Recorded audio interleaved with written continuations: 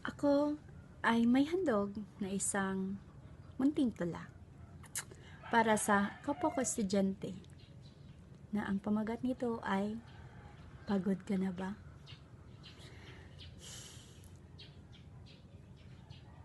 Isang salita na lagi kong naiisip ang nararamdaman, mapagabi man o mapaaraw, may klase man o wala.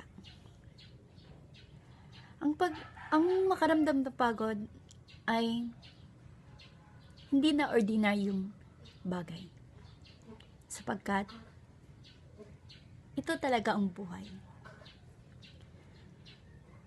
Kaya sa mga estudyante, ang mapagod ay okay lang yan. Ang importante, kung paano mo harapin ang mga pagod na iyong nararamdaman.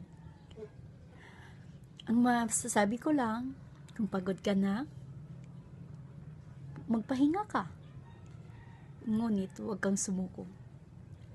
Dahil lahat ng pagod ay may kapalit. Lahat ng hirap ay may naghihintay.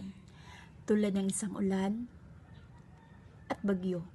Pagkatapos ng bagyo at pagbuhos ng malakas na ulan, ay may liwanag. May isang rainbow na naghihintay at lalabas. Yun din ang buhay. Buhay bilang isang estudyante. Napapagod, nahihirapan, di alam ko anong gagawin. Ngunit magtiwala at manalig sa Panginoon.